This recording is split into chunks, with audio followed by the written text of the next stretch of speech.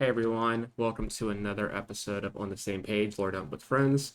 Joining me today is a GM in the space. I think I've known you for almost a year now. We met at So, PAX last year, I believe. yeah, that's correct. Yeah. Oh God, it's already been almost a year. Yeah, we met at PAX and we just kind of met in passing, and then I ran a game for you. When was it? Yep, Like a yep. few months back from now, I It believe. was early It was like earlier early in the this. year, yeah. Yep, it was when it was after it was after Daggerheart had come out Yeah, for the testing. it would have been either March or April then, I think. It was like earlier in the year. But yeah, ran a Daggerheart one shot with him, Chris, aka D&D Imposter, and a few other people that went a lot different than I expected it to. But besides that, yeah, we are friends now. So Justin, why don't you go ahead and give a little introduction of who you are? Yeah, for sure. Hey everybody, how's it going? I am GM Justin. You can find me at all of my socials at Forever GM Justin. You can also find me over at Roll D5, where I am a narrative designer and assistant tech, and a space where we specialize in playing indie TTRPGs. And probably by the time that this comes out, we will have already done our spoopy month of October kind of bit, Mm-hmm. where what is it? Yeah, we're showcasing a lot of stuff as far as like indie horror games. So Oh I'm yeah. looking forward to doing a second episode for a game called The Worst Days, horror based, as has become my theme this year, just being more horror focused, I've been with a this lot of I've great. been the same dude. I've run like 4 or 5 horror campaigns in a row. It's just so much fun. Like being telling scary stories is a good time, especially with, like, when you have like a really good group of friends and they're super Mm-hmm. invested in like the story that you're telling. Chef's kiss. I love to like blend it in because like I'm running a cyborg game right now and it's so like funny and goofy so far. I mean, I did kill someone in episode 2, so maybe not Yeah. completely, but it hasn't been like horror yet. They were gunned down because they were a melee character, but like I'm slowly starting to seed out the horror parts because like once they Hmm. get to their objective, shit's gonna flip so much from what we're doing right now. But yeah, it's been great. Also, we forgot to mention you're also my first mate in Castleton, like Yeah. in our a privateer crew. We are not pirates, we are We are privateers. privateers who have done nothing wrong and have been attacked unjustly. Unjustly. We have been minding our business doing other things. It's not our fault. Honestly, People though, blame for us. the event, we kind of have because we haven't done anything. Everyone's focusing on us. I'm like, what the fuck is going on? Of course, it's like, what is it? I can't remember where the phrasing came from, but it was like, when you have one finger pointed at me, you have three more pointed back at you. Everybody that has been pointing fingers at us, yeah, I'm calling all of y'all out. You got three more pointing back you at all the Yeah, crazy shenanigans y'all have gone on. it's wild. We haven't even really done anything. I know Anira just had some like setup stuff and some stuff behind the scenes happen, but like we're getting Yeah. heavily looked for, and I'm like, what the fuck is going on? I mean, we lost Evie within the first three episodes of Castleton because of the fighting that had gone Yeah, on, we still don't know and where it was Caroline is, and then our other pirate crew member hasn't even shown up yet. So like yeah. we haven't really done much, and we're getting targeted by everybody. It's just like they're saying, hey, they're pirates. What have we done, folks? What have we done? Yeah, it's wild. But I had my one-on-one with AJ, and I got some fun stuff planned on the side. That's exciting. Gonna be so So great. coming up on the 30th of September, me and Jenna will have our sit down with AJ too, and we're going to see what we flesh out from there. Hell yeah. I I am looking forward to whatever messiness comes, not only just from that sit down, but also when we actually start filming again and doing Mm-hmm. the session with the whole Kingsbrook deal Yep. with what stems from that. Yep. I And may or may not get tied up in that now for what AJ told me. it's Um, it's when you after you talk to AJ, if she brings up Anira stuff, message me because there's gonna be a lot of tie-in for the three of us. It's gonna be so messy. It's gonna be Oh great. man, it is. What is it? I was talking with Miri the other day, Mm-hmm. when we were doing a session zero for something over at Tabletop Spinners Mm-hmm. Network, And she had brought up a little bit about well, here's, some of the ways that could happen. It includes, the possibility of like Luciano and Vera doing what is it? Matching. Mm, And she like what could stem from that, but also because the relationship with the possible, what is it, the relationship with her and Evie, and mm. then obviously mine with Evie, well, was it Luciano's with Evie, so it's just like Oh, it's a that lot. it's We'll talk more after this. It's gonna get crazy. Uh, before we just go into full on Castle Rock for like the rest of this, fair enough. let's kick this off with like the first question I like to typically ask people. What got you into tabletops in general? Like, how long have you been playing? What's been your experience with them, and how did that like turn into APs and content and such like that for you? So I started playing D&D in 2019 when I was on a work trip Mm-hmm. for like what is it, a 6 month work trip that I was on with my company, and it was a Sunday. We didn't have anything else going on. I happened to walk by one of the spaces that was available for us to use for recreational use, Mm-hmm. and I see like a group of my coworkers sitting down playing something. I'm like, what are you guys doing? They told me they were playing D&D, and I was like, hey, do you guys mind if I watch? And sure enough, they let me sit down, watch. They explained things to me when I had questions. Um, and it was a good time. Before I knew it, I was like, can I join your guys' group? So they let me do that, but then I had to like leave early Mm-hmm. because I had a school that I had to go to, and I got an itch to just like to continue playing, and I wanted to bring my partner Jess in because this was such a fun game. And it just gives us another thing for us to do together. So um, we ended up eventually making our own group, and we've been Mm-hmm. playing ever since. Nice. It eventually turned into content creation, I think late 2020, because initially, the whole the whole lockdown and everything and just staying at home. Yeah. Yeah, I started dabbling a little bit in making TikToks, and I didn't know where my focus was until finally I'm like, you know what? Let's just focus on D&D because that's the only thing I was playing at the time. Yeah. And then it just kind of flourished. Next thing I know, I'm on my first AP, and then that was like what, 2021? And I mean, look where we're at now. So it's just it's been a wild ride. Yeah, I feel like it's kind of snowballed for everybody. I kind of went the opposite way. I ended up in a West March and just fully committed and dove into that during quarantine to the point where when the West March wrapped up, I was running most of the missions because I joined Mhm. as a player and had never GM'd.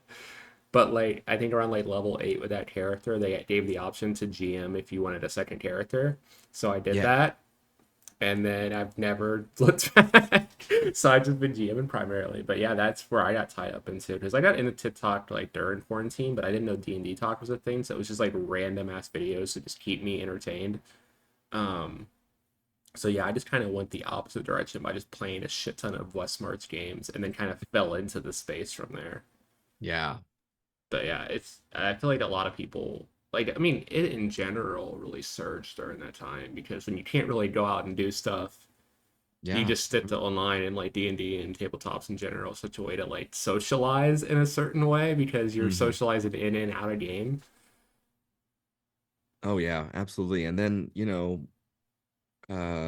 it gives you that time, that time period specifically just gave a lot of people the ample time to actually like dive into like what into their creative space, because I mean obviously before then it was just that normal grind of like you wake up, you go to work, you come home, do whatever household stuff you do, and then you go to sleep, and then you repeat day after day again. So when the quarantine hit, obviously there's a lot of negative things that came out of it, but from the aspect of like creativity and a lot of the creators that had really found themselves with during that time period. Hmm. Yeah. Yeah, honestly, I don't think if it I think if it wasn't for COVID, I don't think D&D would be where it's at right now because like even Critical Role and Dimension 20 kind of got a surge during that time. because people needed to be entertained, and that was like, oh, we're getting into this hobby. Oh, there's a thing that is showing how it's played. Let's dive into this. And then this is a bunch of professional comedians and voice actors, so it's like a much better quality of content. So Absolutely. yeah, I feel like that's the only good thing that's come from COVID, at least for us, is like it's surged our hobby so much that it's like really like there's so many APs, there's so many people like Mhm. figuring stuff out, writing new systems all the time. It's such just like a fun time for the space. Yeah, oh, definitely, definitely.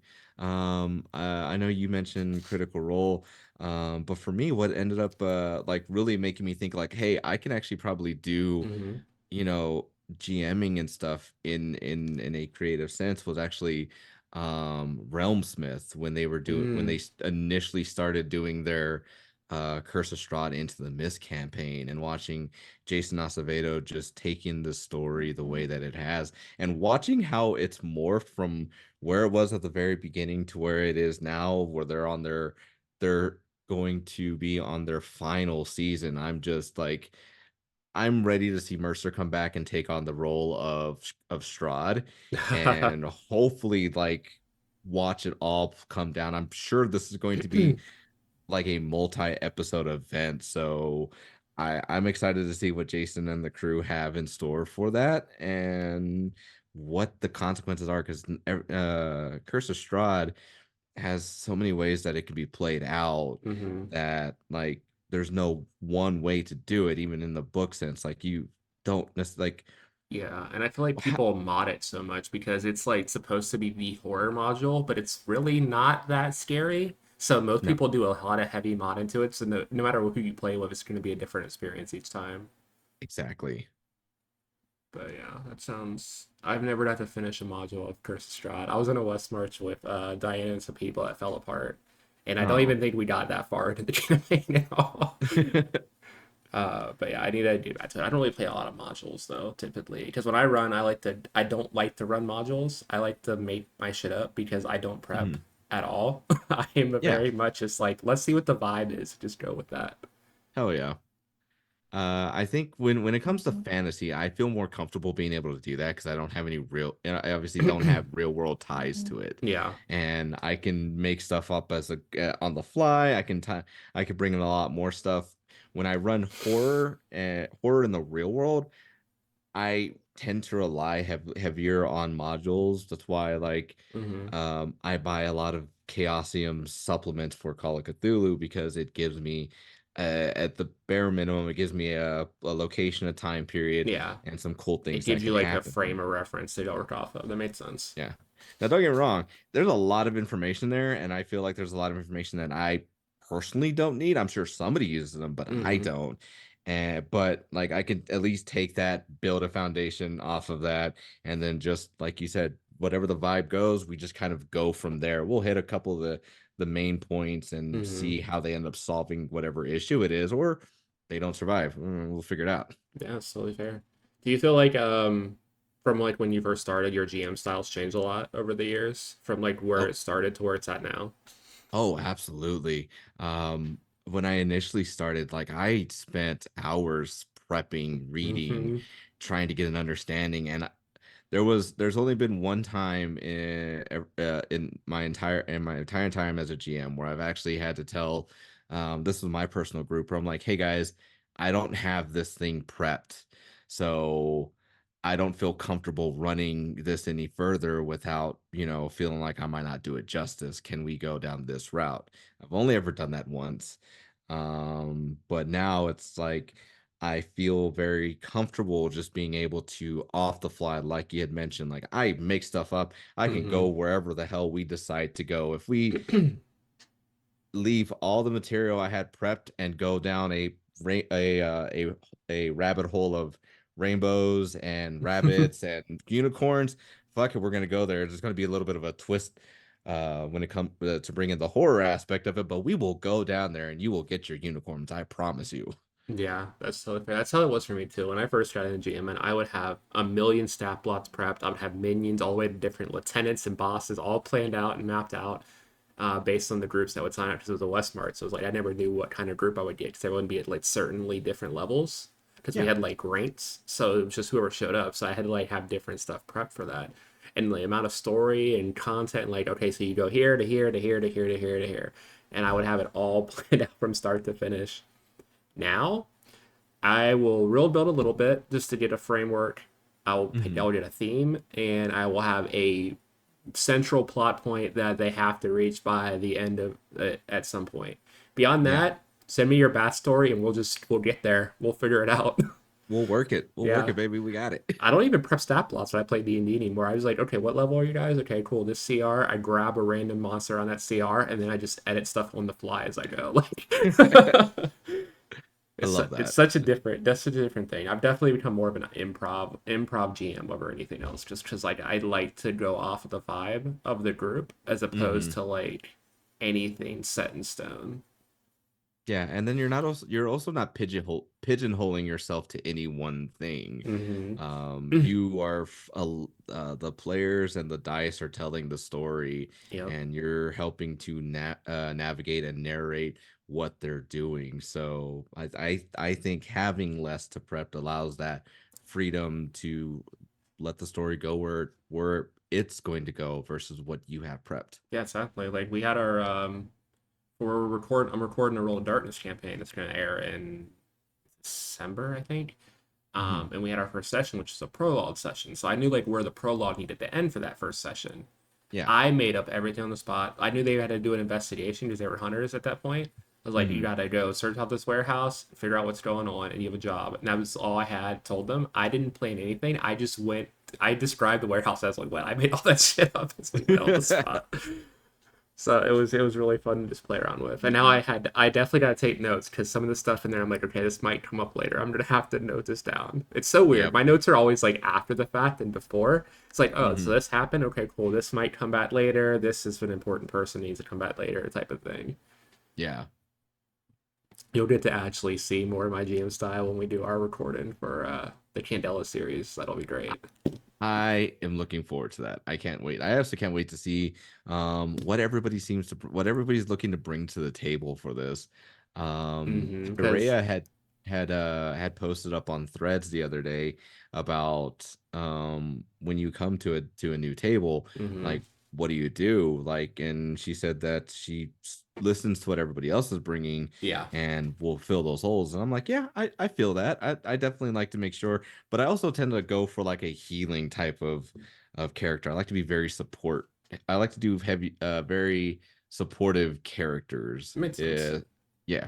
Yeah, I think it depends. It's like I was doing open calls for a while, but then like for Candela, I just kind of picked the five of you, and Hmm. even for the open call for the Cyborg game and the World of Darkness game I'm running right now, like I more specifically picked people that were in that group or not that didn't sign up for the open call. I've gotten a Hmm. lot better, I think, of like knowing who will mesh together well in Yeah. a way where like everyone's comfortable. Like we had our first session in World of Darkness, and like I think only like a few of them knew each other, and it was so smooth. Like there was no hiccups in RP. Everyone kind of just fully committed, and that's like the best thing. Because like those first couple episodes can be awkward when you start Hmm. running a new campaign with people who might not necessarily know each other that well.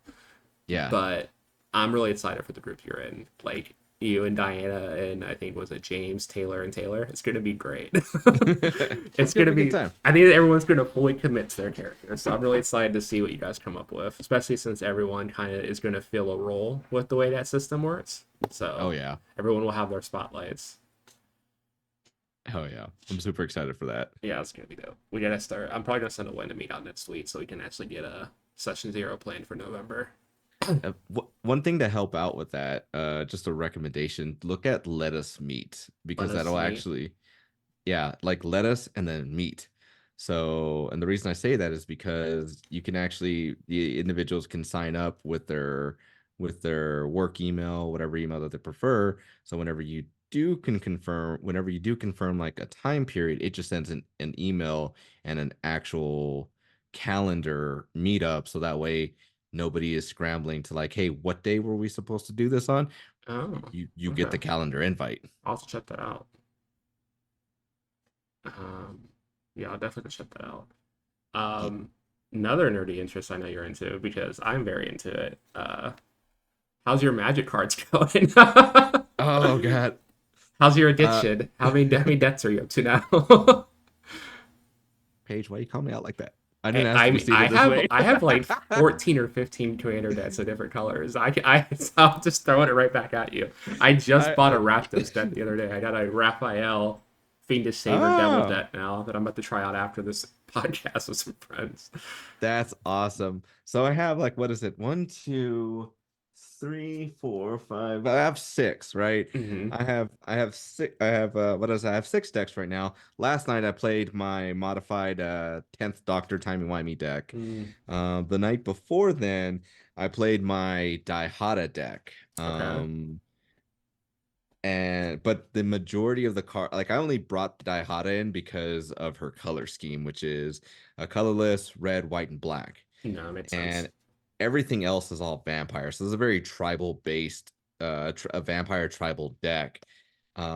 But the only issue is Daihata works really well when it comes to having legendary creatures, and I don't have a lot of legendary vampires out there.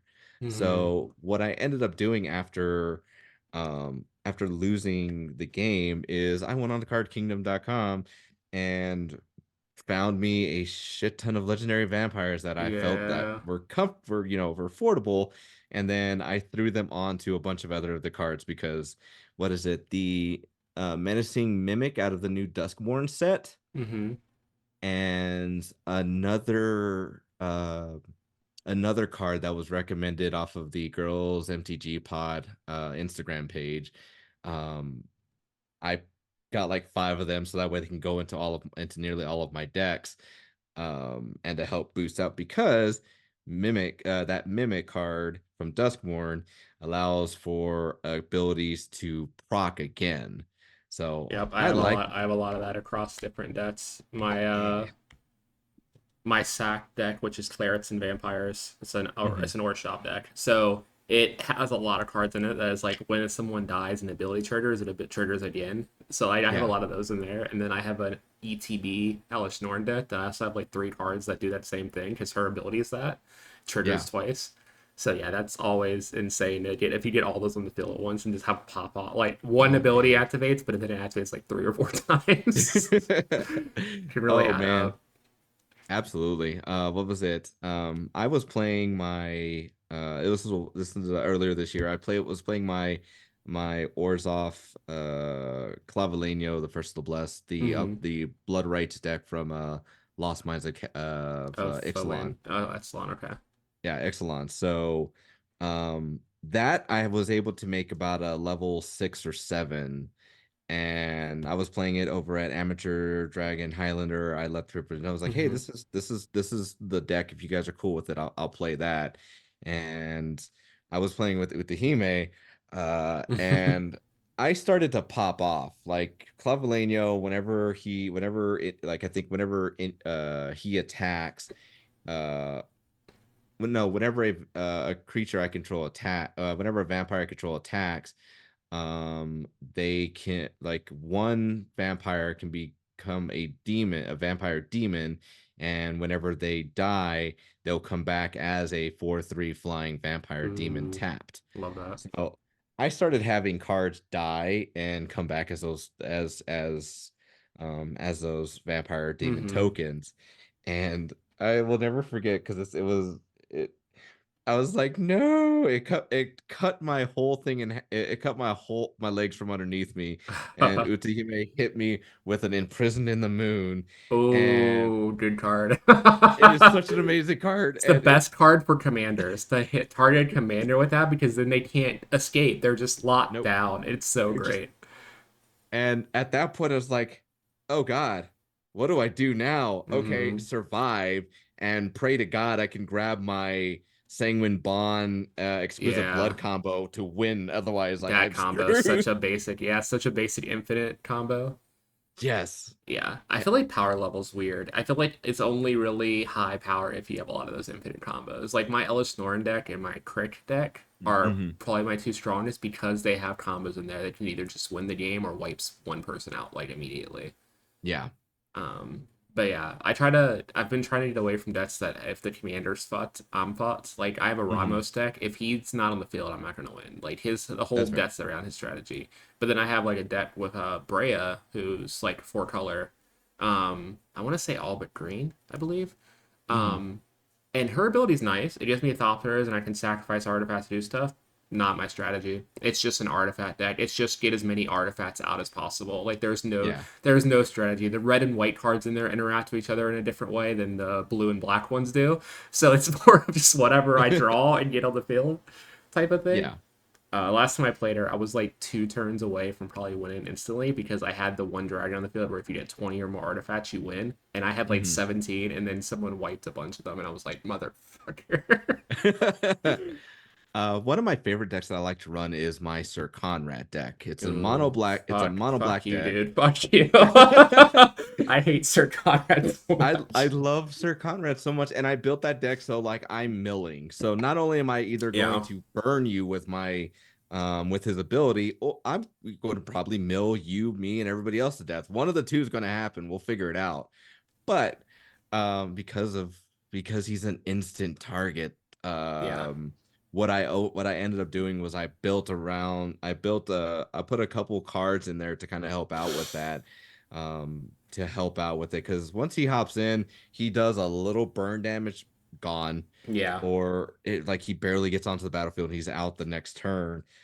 So I think it was a card that's it's a double-sided card, and one of the sides is called the core that allows me to have X amount of colorless mana uh equal to the number of permanents you have in your graveyard. Ooh. So the more I mill, the more The more mana essentially you got, yeah.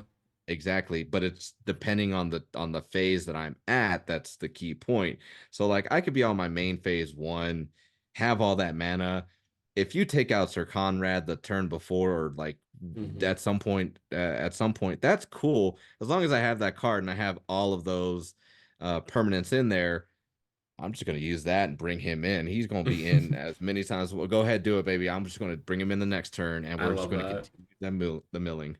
Yeah, I think where I'm at with most of my debts is I need to start upgrading some of them because I keep Hmm. buying new debts, and I'm like, some of these debts would be a lot better if I just went on Card Kingdom and just bought some singles that would match up better. Yeah. But I'm such a pack person or buy new debts person that it's just like so hard to upgrade and go back. I literally have a note on my phone because I my goal is to have a commander deck of every color combination, Okay. and I've been tracking them, and I already have all the commanders planned out for my other ones. So like, unless a Hmm. cool commander comes out, I pretty much have them set. Like I did buy the Bloomburrow deck with the raccoons, so Yeah. that became my Groll deck. So I took my Groll commander down that I had down and took it off the list. But like, I want to build all these decks, and I'm like, I should stop and upgrade these ones. Like, I'm gonna try to force myself with this Devil Rakdos deck I got to try it out today, see where it's Hmm. at, and then upgrade this before I get a new deck. Because I just bought this one off eBay. Like I kind of looked at the list. It has a lot of devils in it, but I don't know how the synergy is gonna work. Hmm. Because it's like half sacrifice, half ping damage from devils. So it's just like Yeah. we'll see how this actually plays out. Because Raphael also powers them all up and brings more devil tokens on the field. Hmm. So I need to test it out more to see. I threw in a handful of black cards in there that are really overpowered though. I threw Period of the Abyss in there. I threw a Vorpal Sword in there. Yeah. I threw Warlock Pat. And I threw Blitzwing, the Transformer card, just because it's that's Yeah. so fucking good. So Yeah. it'll help a little bit until I can fully upgrade it to make it more devil themed than it is. Hmm. But yeah, it's so much fun. It's so addictive. It's so expensive, and so it's such a bad Yeah. thing. It is. And then it also kind of hurts me a little bit because not only am I playing Magic, I'm also Mhm. playing Lorcana too. Oh, dude. I So specifically stay away from that. I see it's getting popping. Like I cannot do another card game right now. well, it's I tried teaching I tried teaching my partner Jess like how to play Magic, and it was just Hmm. one of those like it seemed like a lot. That's understandable. Like Yeah. Magic's been around for decades now, but Lorcana has been out for what, maybe 2 years, and Hmm. it's Disney themed. So a lot of the rules are still very simple, still very easy to keep along. Yeah. So um we've picked it up and we've been playing it. So now it's like every time there is a new set that comes out, which thankfully it's not as frequent as what Magic is pumping out every other month. Yeah, Magic's insane now. They have the commander sets come out every 3 months, and then they have all these like random path sets. Yeah.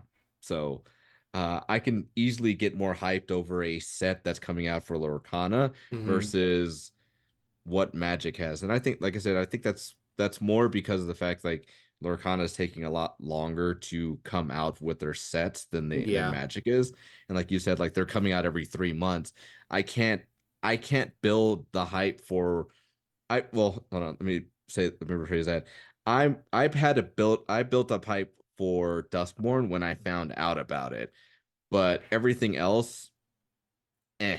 yeah. I'm trying to stay away from sets. I didn't expect to buy Bloomburrow, and then I did, so I'm not trying to look at Dustmorn right now.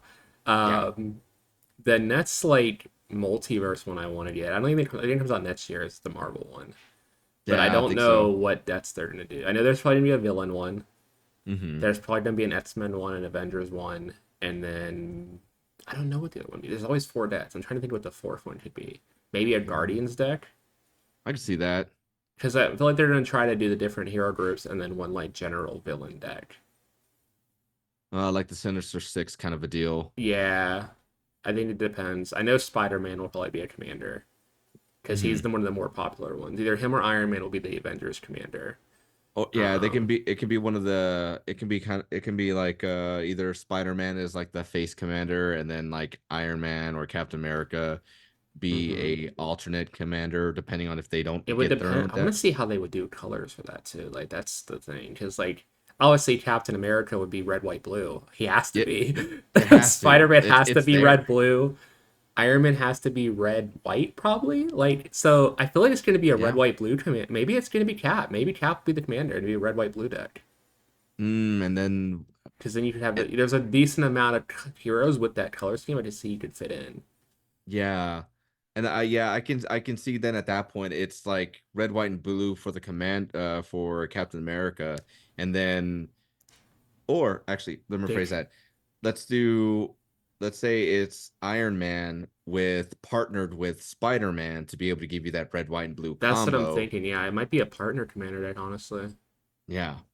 It's Just a I'm really excited to see what they do because the villain deck will probably be black of some sort, of something yeah. else. Oh yeah.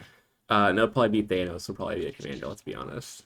Either Oh yeah. Thanos or if they want to go like go for the newer phases, it could be Doctor Doom or even Kang if they would have already had it planned out.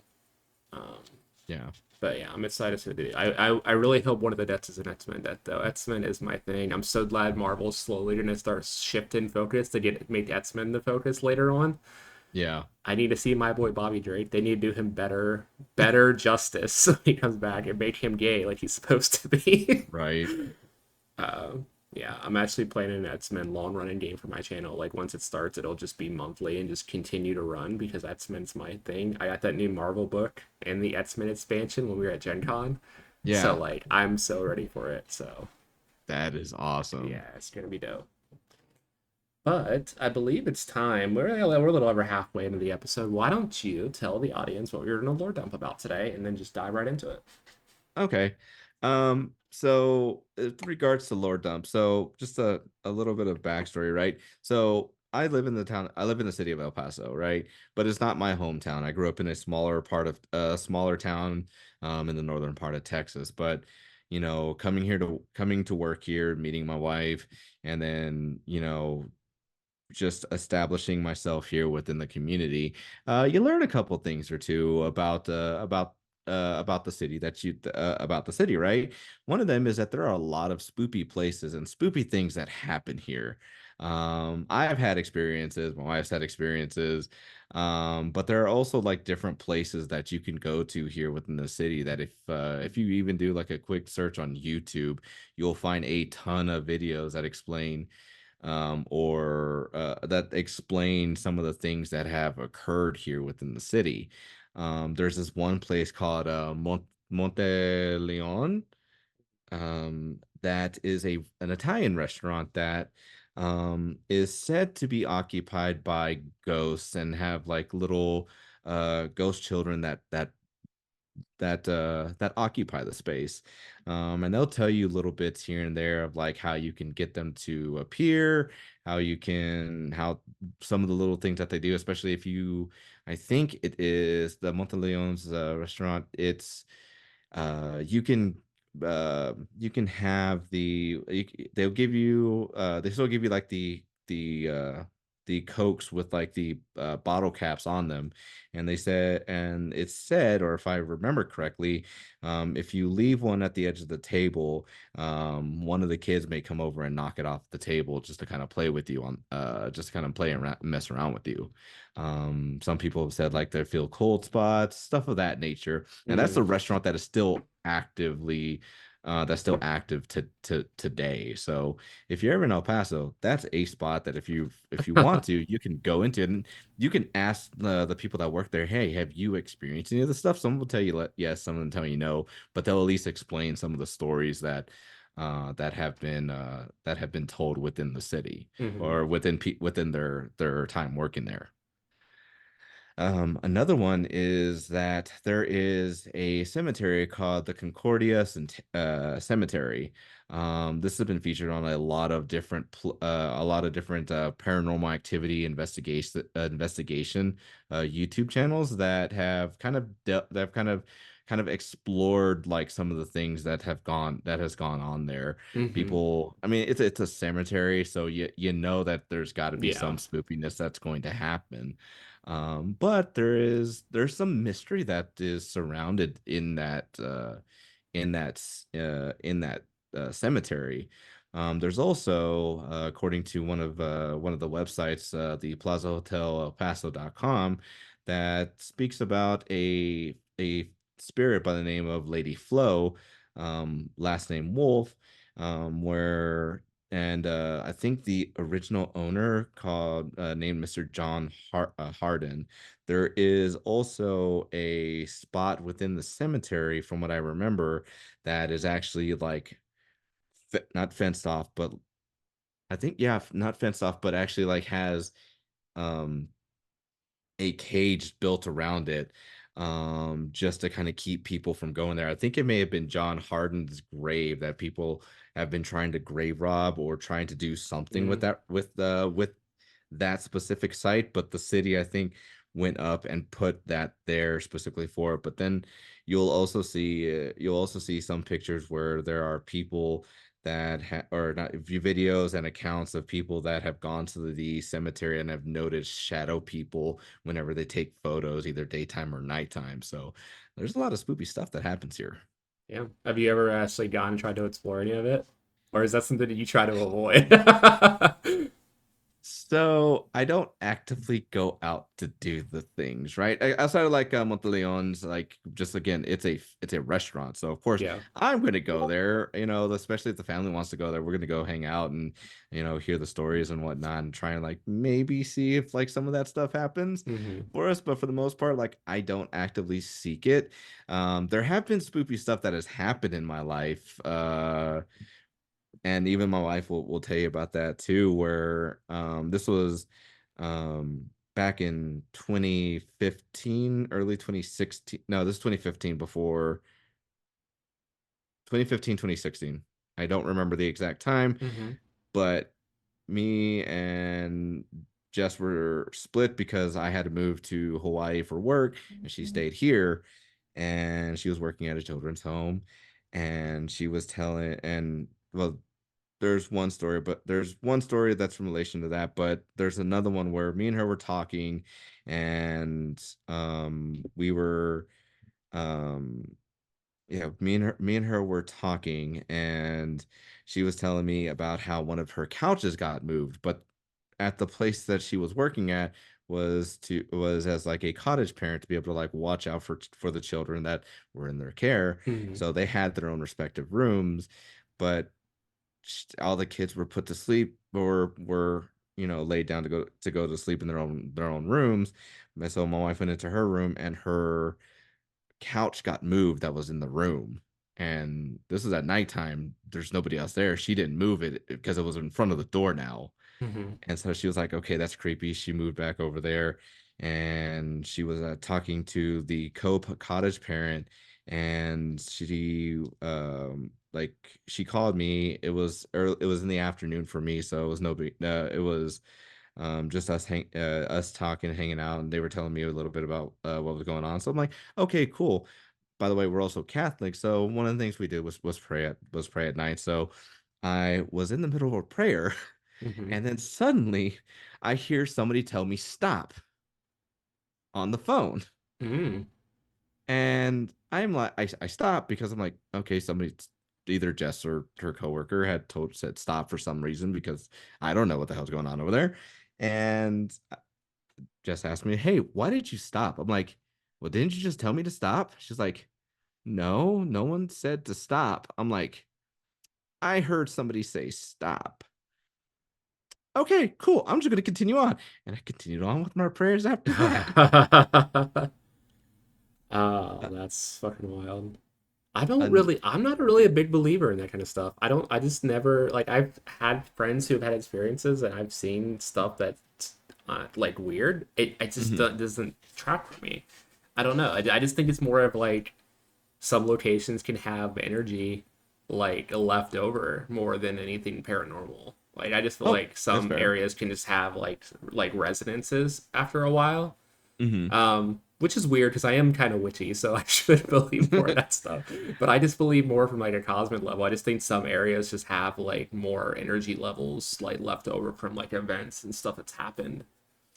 I I think, and this is probably just more with my Catholic beliefs, in that like Mm-hmm. demons, angels, stuff of that nature does exist in some way, shape, or form, whether it's in terms of energy or whatever have you. I do know that there are evils in this world. I do know that there are goods in this world. Um, because just, at least like I said, some of the experiences that go on out there in this world, like that little experience alone, like that's just a droplet into what a lot of people probably have gone through, especially when it deals with like the paranormal. I'll give you another example. um this was also while we were still in Hawaii. Mm-hmm. um Jess had moved over there finally, and we were laying in bed. We were on top of we were the second story of a duplex. And I remember waking up, my heart racing, and I don't know what triggered it, but I also had my little dog Duke, who was growling at the door. And then I look out the window and I see somebody walk on by. And I'm like, what in the hell? And I look out, and there's no way that anybody can come directly across my window, because not only were we on the second story, but we're also on the top of a slope. Mm-hmm. So it's impossible for anybody to be able to do that. And again, I don't know what triggered it. I don't know what caused it. I know what happened. And Jess woke up and she was just like, hey. I was just like, did you see that? She was like, yes. Do you feel like you're having, like, you're a little anxious right now? She's like, yes. And then we did our prayers and we did like that. Like I said, it's my belief that there's something that had happened that Mm-hmm. triggered it. Because I think animals are also a little bit more attuned to the supernatural than what we are. Just like how, bless you, Thank you. how even with kids are more open to seeing some of the more paranormal Mm-hmm. than what we are, because as adults we can explain things away more easily than what kids are, than what animals are able to. So that's just where I come from. Like, there's some things that just can't be explained, and I relented to spirits, energies, Yeah. demons, devils, whatever kind of fits within what I think could be it. Yeah. I've never had a story like that from you. My ex did. My ex had one where she told me she was at her parents' house and they're waiting for her brother and his wife to show up for some like cookout or something. And she was doing something that day in the house while they were outside, and she heard her brother like call for her from upstairs and was like saying some Hmm. stuff. And when they're come upstairs and stuff, she looked out the window and saw her brother arrive like in the front yard, and she Hmm. did not go back in the house the rest of the I, day. yeah, uh, that yeah, it's like, how do you explain something like that? What could have even caused something yeah. to occur like that? Wow. Yeah, the only thing I knew of when I lived in Ohio, like haunted wise, there's supposedly this prison or asylum or something. It's some like abandoned place that like you can go in and like stay the night. Like no one will stop. Like I guess you can't technically, it's trespassing, but people do it all the time. They'll go there and like stay overnight. Yeah. And the amount of stories people have of that place because it's so permanently so haunted with the people who like lived it, they like were stuck in there Hmm. before it shut down. Of like these people just like tortured souls or whatever. And Oh so god. people will go there as like a dare and like freak each other out all the time and stuff. So that's like the only thing I knew of like around Ohio that was like considered spooky or haunted or whatever. But yeah, I can imagine Texas probably has a lot more shit. Oh yeah, absolutely. Like there's I know there's a lot of places out there. Like I said, just I've only named a couple here in El Paso. There's plenty more out there. Like if for you or for any of the audience that that is curious, just look up El Paso hauntings on YouTube Mm-hmm. and you will see like a lot of videos of like the haunted areas within the city. Here's what we'll do, But Justin. We'll go to one of these places that you can go to like overnight that's supposedly haunted, right? And we'll run a game of 10 candles. oh dear God. Could you fucking imagine? Oh God. Oh God. It would be so good Uh, though. it would be so good, but it'd be so scary at the same time. It's just It would like, be like the candles just blow themselves out at random or something. oh God. Could you imagine like 30 minutes of the game, no candles are blown out, and then they just all get blown out at once? At that point, it's just like, nope, I'm out. Sorry. We're done here, everybody. Okay. Uh yeah, because believe it or not, as much as I love horror now, especially Mm, being as a horror storyteller, I actually grew up hating scary stories, but I blame that because one of my cousins was a jerk and scared the hell out of me as a kid. yeah, that's So fair. one of the ways that I did try to combat that and work over through my fears was watching scary movies during the daytime Hmm. because at Yeah, least during the daytime I can I've been there. Even yeah. sometimes now, depending on the movie. If it's a certain movie, I won't watch it late at night. It depends on what kind of horror movie it is. Yeah. If it's something like super fucking supernatural or psychological, like I'll Nope. not do that. But if it's like a Mm-mm. slasher film, yeah, I'm fine with that. There's murders Yeah. all the fucking time. It's not gonna bother me. Yeah, except Desensitized to that as much. But yeah, I didn't get into horror until like high school because like growing up, I had a Child's Play doll before those movies came out because the dolls came out first, I think, to promote the movies. Because they didn't like, I don't think they promoted it as a horror movie. Like it was like rated R type of thing. Um, so I had that doll for like a while, like a few months, I think, and then hmm I think it was my uncle or my grandpa, one of the two. They showed me the Child's Play movie while I was with the doll, and I chucked that fucking thing across the apartment down the stairs. They said they put it up somewhere, but I didn't never find it when I was still in contact with them. I would really love to have that doll now, but like, fucking Christ, how would but you at the do that? time, To do that to a kid is fucking wild. no, I was literally terrified. I no, I totally get that. I think it was Candyman that that my cousin had watched. He put us in my childhood home. We didn't have central heating or Hmm. central AC, so it was summertime. All we had was a swamp cooler, and we were in that room with the swamp cooler. And he put on Candyman. Me and my younger cousin were sitting there watching it, and was a part way through the movie, we just hear voices and weird shit coming from the swamp cooler, which scared the hell out of us, and we were just like, "Oh God!" It just traumatized. It traumatized me for the forever after that. So it's just like, mm-mm, mm-mm. I But love that. yeah, Yeah, I think I saw that also. I've been getting more into horror lately. Um, my ex was not a big horror person at all. Like, there's so many horror movies I need to go back and watch because I could not watch them when I was with her. So maybe that's why I've been tending towards horror games lately. I don't know. Like, I've just had such a fascination with like, especially like psychological and eldritch yeah, horror more than anything else. Like slasher is fun, but it's not really scary per se. Like you have to have people really commit to it. yeah, But being able to like just subtly lead people along and just be like, oh, so yeah, you just notice this thing, and they're like, wait, yeah. what? Oh, cool. Just one this little tidbit, and then we'll just move on, pretend like we didn't even talk about that. Yeah, that's the Yeah, best thing to just say something while they're doing something else and just be like, wait, what? Yeah, that's what'd you yeah, say? nothing. Let's go.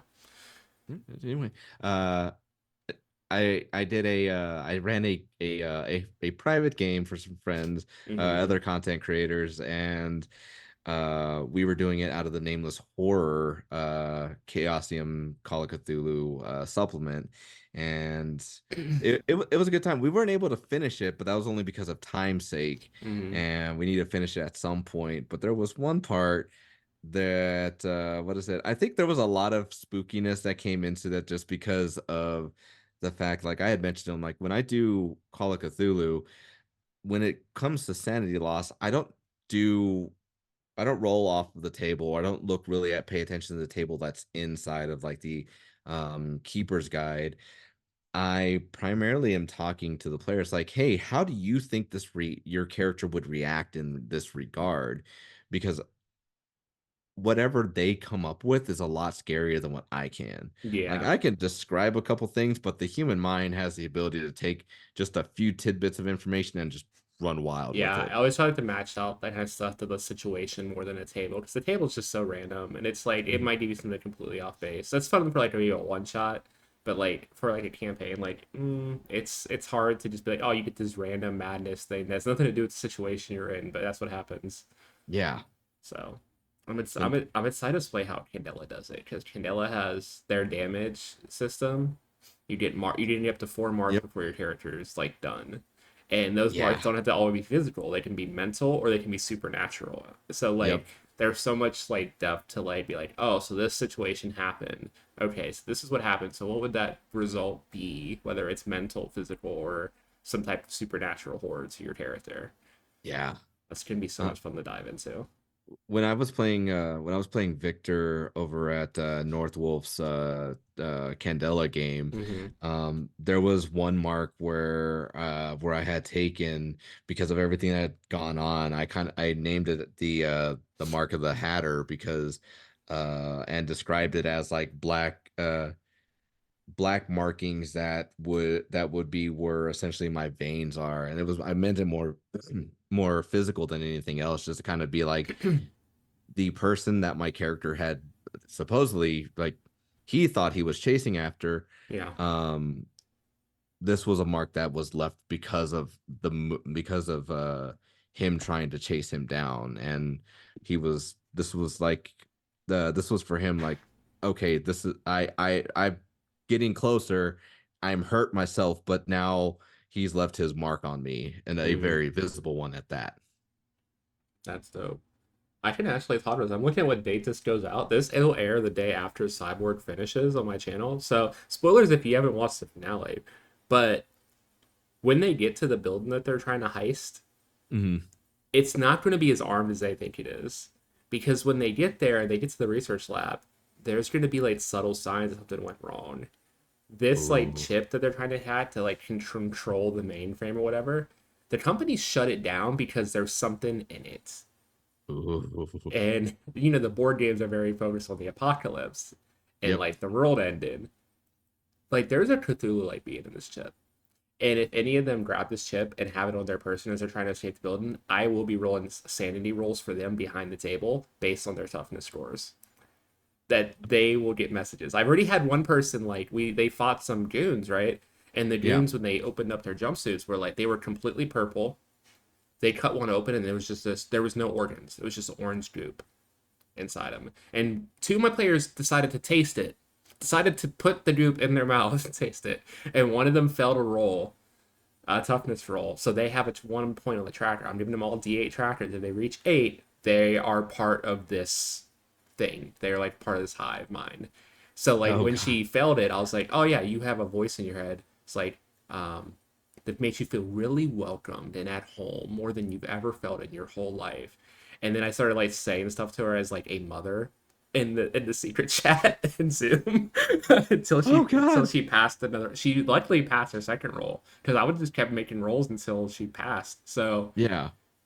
like this is a deadly system. I don't care this episode dude. I did kill one of you. I will fucking fully This will go in. happen. Yeah, so it's so good. I'm so excited. I'm so slowly drop that eldritch stuff until they reach the building. Mhm. But once they're inside that building, it's going to be very hard to leave, and it's not going to be for the reasons they think it is. They're going to think it's Yeah. going to be like, oh, we're going to be attacked by the people trying to get this chip. There's going to be security, all this kind of stuff. Nope. It's going to be deadly silent. It's going to be barely any guards around. It's going to be so different when they get in that building. It's going to be fucking Yeah. amazing. I'm so excited. So, a question for you then is, so how was it building up? How was it building up to that point? Like, when it comes to horror, there's obviously a pacing to it. Mm-hmm. What is your approach when it comes to it before you like super like, hey, you guys are now really in the thick of it and you make So, it very well so known? we're aiming for 8 episodes. We've recorded, or we've had 2 live episodes so far. So where we are, the first episode was just like intros. You're doing this mission, da da da da, and then I attacked them at the end of that mission. At the end of that episode, second Yeah. episode was that ambush that one of them died, and they got to examine these bodies and saw that eldritch shit like away. But it was such a side note. It was like, wait, what is this? This is weird. We don't know. Like they have no context for that yet. So it's just Yeah. like something that now is in the back of their minds. And then they kind of like left because they were ambushed. So like, okay, we're going to go to a safe location. The person who died made their character during the break and brought their new character in while they were there. Yeah. Because I told them if they died during the first half of the season, they could make a second character just so they can at least get to that halfway point. So when we get to halfway point, I want to be in the building. My goal is for when they're at the end of episode 4, which Yeah. is where their safety goes away. They're in that building. So if they die in that building, they cannot make another character. Ooh. Um, So once they're so dead, they're like dead. so like next to try to prolong before they get to that building. So I don't want them to get there early. At the end of episode 2, I ambush them again because they rolled really low on a stealth check to like get away from there or like some type of check. So I was like, okay, cool. They're easily followed. But I think they know to escape. I was like, yeah, they throw. I had everyone make a toughness roll. Like, oh yeah, they threw a flashbang through your window, and I think only one of them passed the roll. So like, okay, well, one of you can see what's going on. You hear feet pounding down below. You don't have a lot of time. So I think next episode can be a chase episode. But I want to try to like get them like in that urgency going in the next episode, and then Mhm. episode 4 let them start actually moving towards the mission. Like actually let them Yeah. start progressing to get to that building, get it scoped out, so that when they enter, then it's gonna shift and it's gonna be very subtle as they go through this building. Like I'm gonna start introducing like little stuff that they see. It's like literally so quiet you can hear yourself breathe throughout this whole building.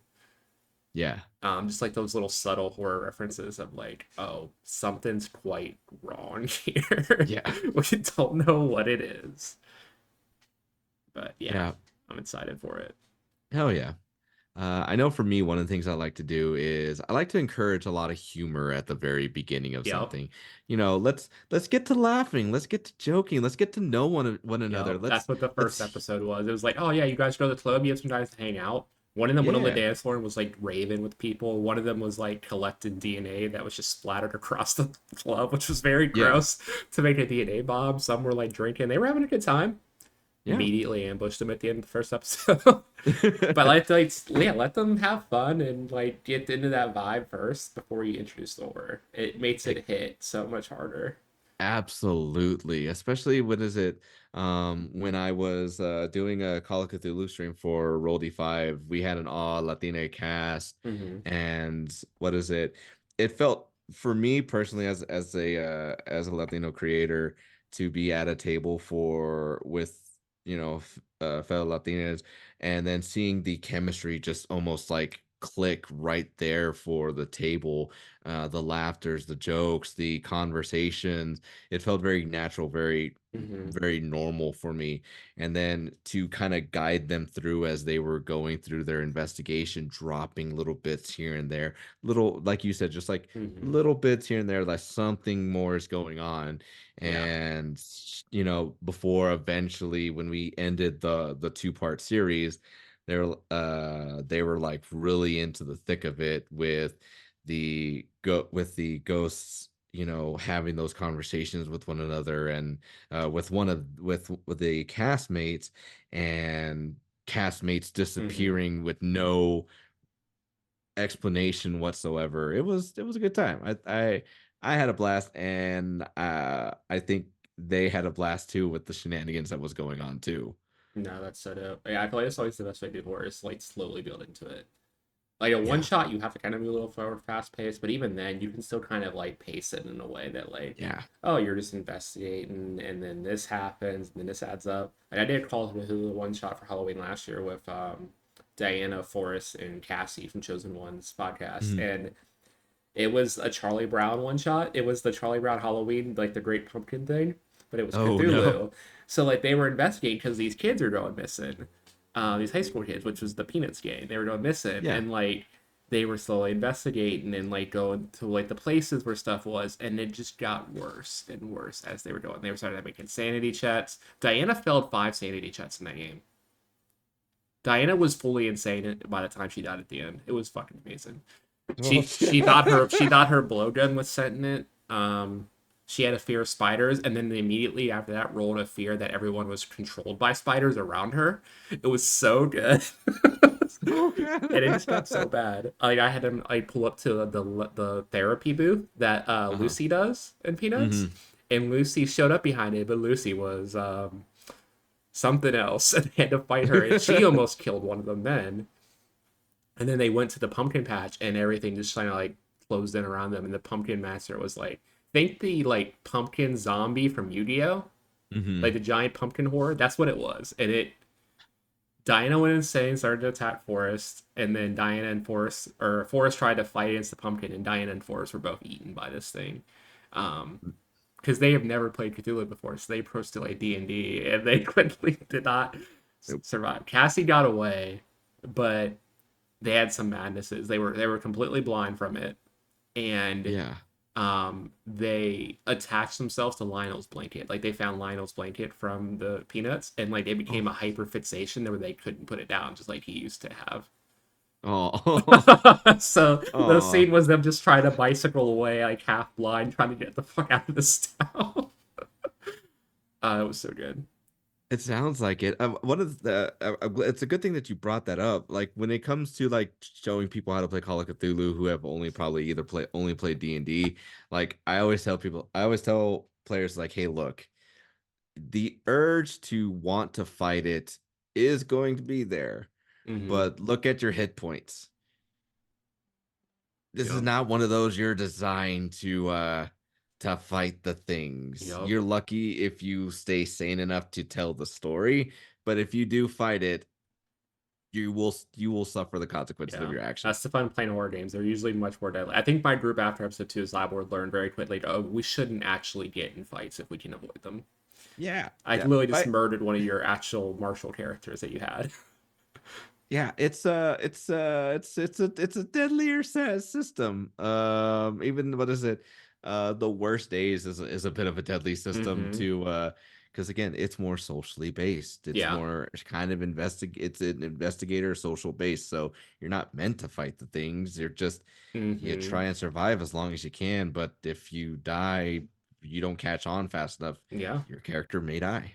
Yeah, exactly. Yeah, I think so I'd even given the character a chance to survive because technically if you don't have the negative hit points, you die in a system. If you have enough money, there's a chance, but they're just started, so they don't have a lot of money right now. Yeah, But if you're at 0 or -1, you get a roll on a table. It's like, you know what? You just dropped. I'll let you roll on the table and just see. They rolled an 8, and 8 is instant dead. I was like, I can't. I gave you a chance. Describe what happens, and they described how their character died. And I was like, okay, cool. One of the rest of you see this character come up, shotgun under their head, blow their head off, Yeah. and then when they picked the helmet up that they wore later, so the helmet was still intact. Like there was no head around. They picked the helmet up, and the head just. Oh, it's so great, so traumatic. Love it. But yeah, Love it. I think it's put a little sense of urgency in them. So I want to see if they actually try to run now for this ambush, or they actually try to fight again. So we'll see. We'll see soon enough. But yeah, I need to play one of your horror games. Like I hear about you running Cthulhu all the time. I need to play Cthulhu with you. Nope. Yeah, I'd more than happy to run a Cthulhu game with you. I'm also looking into what is it besides the worst days, also getting into Cult Divinity Lost. Oh yeah, I've heard a lot of good things about Cult.